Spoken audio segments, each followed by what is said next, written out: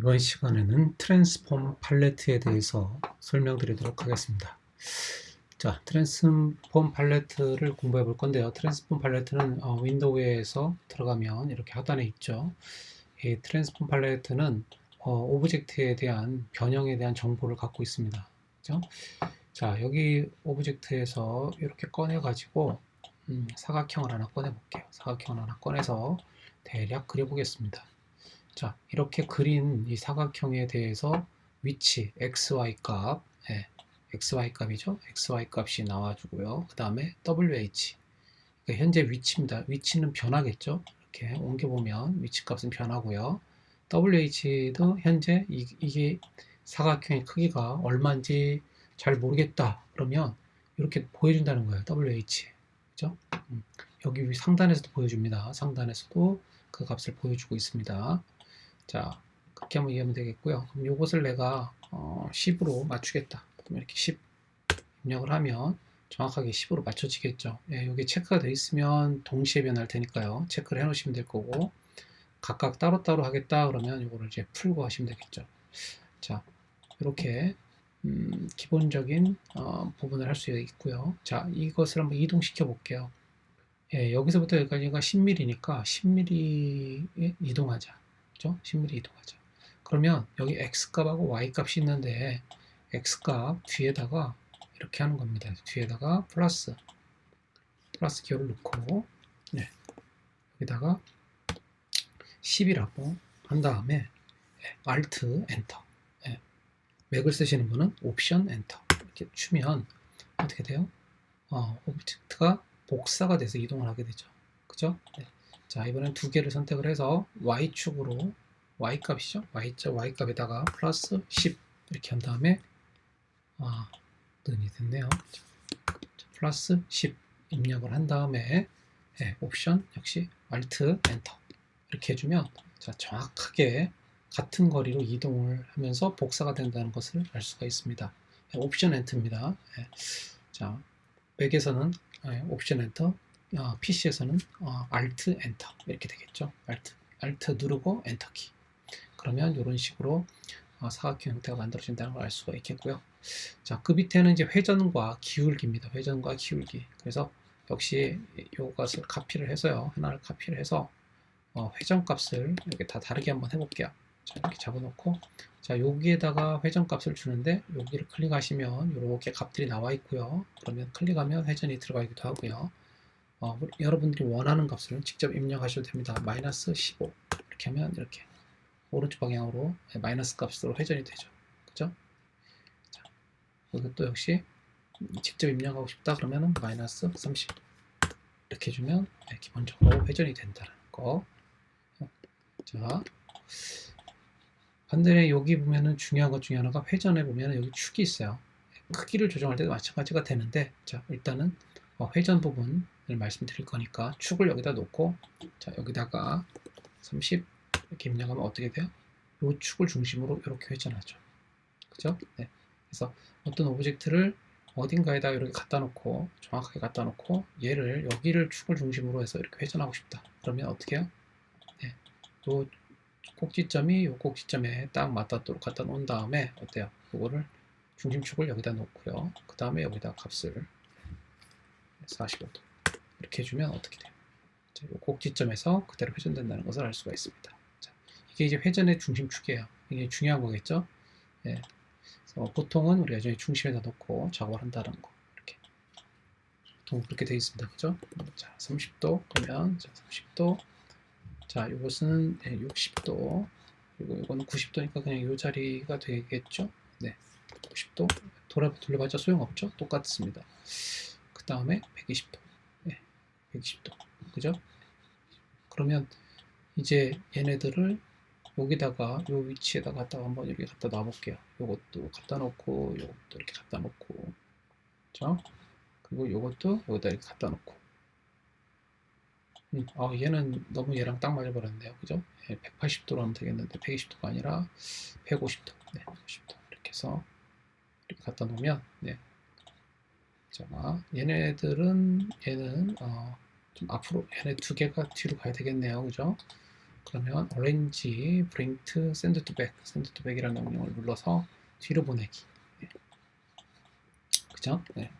이렇게 해주기만 하면 이렇게 연속적인 이런 모습이 만들 수 있겠고요. 자, 또 한 가지 이제 크기를 한번 해보겠습니다. 크기 이렇게 자 4개를 놓고요. 얘는 WH 값이 있는데 여기다가 플러스 만약에 5 그죠? 5라고 해서 엔터를 치면 어쩌? 5mm 커지겠죠? 얘는 자, 좀 더 커져야 되니까 플러스 7 얘는 플러스 9 그죠? 그러면 9단위로 이동이 되겠죠? 예. 2단위로 자, 이거 조금 너무 작게 됐는데 이거는 다시 한번 해볼까요? 플러스 3단위로 한번 해볼게요. 3. 30 커지는 걸로 그러면 플러스 6 네. 이거는 플러스 9 네. 보이시죠? 그럼 어때? 점등적으로 크게 커졌죠? 자, 모두 선택을 해가지고 정렬, 중앙 정렬 그죠? 네, 이걸 해주면 되겠죠. 중앙 정렬 색깔을 없는 걸로 하게 되면 이런 식으로 괜찮죠? 네, 이런 모습을 만들 수 있다. 이렇게 디자인할 수 있다. 이렇게 이해를 하시면 되겠습니다. 자, 기울기 한번 해볼까요? 기울기도 똑같습니다. 기울기도 자, 이렇게 하나, 둘, 셋, 4개를 놓고요. 자, 기울기는 중심축을 여기 밑에다 놓는 겁니다. 여기 아래쪽에다 놓겠다. 그리고 기울기 값 선택하고 기울기 값을 뭐 10도, 네, 그리고 20도, 네, 30도, 네, 그리고 45도. 어때요? 기울기가 여기 이쪽 축을 중심으로 해서 기울어지죠. 네. 그래서 이것들을 또 가져다가 이렇게 겹쳐 놓아 보면 어때요? 이런 식으로 펼쳐지는 옆으로 밀리는 듯한 이런 스타일의 작업을 할 수가 있겠죠. 그죠? 자, 이런 것들이 이제 트랜스폼에 나오는 아주 가장 기본적인 개념이 되는 거고요. 자, 또 한 가지 원형 사각형에 대한 부분, 사각형을 선택을 해서 사각형은 라운드가 있죠. 사각형의 라운드를 작업할 수 있는 방법들이 있는데 자, 이것도 역시 선택을 해서 이건 사각형이죠. 여기 밑에 있는 4개의 축이 있는데 여기다가 원하는 값만 이렇게 입력을 해버리면 축이 어때요? 거의 원에 가까워져 버렸죠. 이런 식으로 변화된 형태를 만들고 싶다. 이럴 때도 역시 라운드, 모서리 라운드를 각각 조정할 수 있고요. 물론 이런 경우도 가능하죠. 지금은 라운드를 모서리의 라운드가 어떻게 되어 있어요? 4개가 동시에 되어 있지만 이 축을 꺼버리면요. 축을 끄고 나는 여기만 그리고 여기만 이렇게 하면 이렇게 그렇죠? 네. 나는 위에만 네. 그죠? 네. 이런 식으로 할 수 있겠다. 뭐 이쪽이 라운드 지고 싶다. 그러면 잡아가지고 자 이쪽 많이 자, 이쪽 5mm 똑같이 많이 자, 이해되시겠죠? 네, 이런 식으로 라운드를 또 조정할 때도 여기서 자유롭게 할 수 있겠습니다. 자 마무리로 원형 이제 원형을 할 때 원형 도구로 한번 해볼게요. 원형을 하나 그릴게요. 자, 원형을 하나 그리고요. 자, 원형의 값을 4개를 놔볼게요. 이렇게 원형을 복사를 해서 복사를 하실 때는 당연히 Alt키 누르고 드래그를 하시면 되죠. Alt키 누르고 드래그 하면 이렇게 복사가 되죠. 그리고 Ctrl D 눌러주면 어떻게 돼요? 복사 자동으로 똑같이 복사를 됩니다. 자, 사각형을 선택을 하시고 이 아래쪽에 와 보면은 이렇게 입을 벌리고 있는 그죠? 이렇게 하면 30도. 자, 이렇게 하면 열려주는 거죠. 60도. 그리고 90도. 자, 이거는 120도. 한번 볼까? 120도. 네.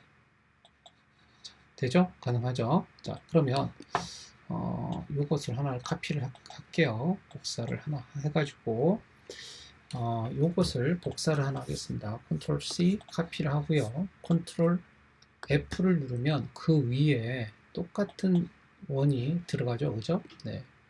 자, 컨트롤 F 한번 눌러가지고 요것을 복사하는 겁니다. 컨트롤 C, 컨트롤 F, 그죠? 그리고 나서 요 아래에 트랜스폼 아래에 있는 요 기호를 클릭을 해주면 어떻게 되냐면 반대편으로 뒤집어져요. 이렇게 요 값이 똑같은 값이 반대편으로 뒤집어집니다. 그죠?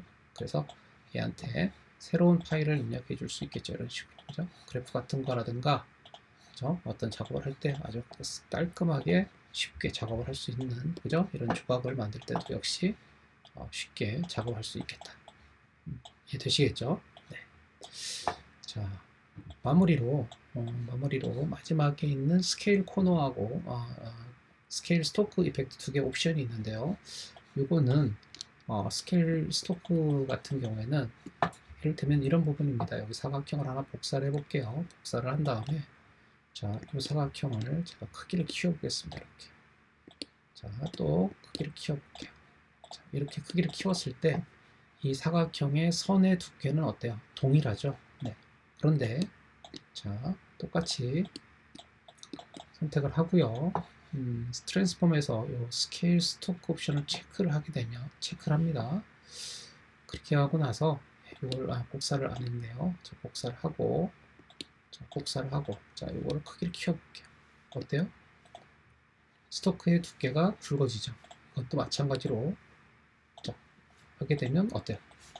스토크의 크기도 어떻게 된다? 크기에 따라서 비례하게 커진다. 체크를 하게 되면 마찬가지로 라운드 같은 경우도 동일합니다. 이렇게 라운드가 있는데요. 여기 스케일 코너를 체크를 하고 자, 이거 풀겠습니다. 그리고 얘를 이렇게 크기를 키우면 라운드도 따라서 커진다. 라운드도. 자, 그런데 만약에 자, 카피를 해서 체크를 안 하고 키우면 어때요? 자, 차이가 보이시나요? 똑같이 키웠는데 얘는 라운드가 그대로죠. 얘가 갖고 있는 원래의 라운드를 그대로 갖고 있게 됩니다. 네. 이런 경우에 이 두 가지 옵션을 각각 사용한다. 이렇게 이해하시면 되겠습니다. 자, 트랜스폼 팔레트에 대해서 간단하게 설명을 드렸습니다. 한번 여러분들도 지금 이와 같은 과정들을 한번 동일하게 만들어 보면서 이해를 해보시면 좋을 것 같습니다. 자, 수고하셨습니다.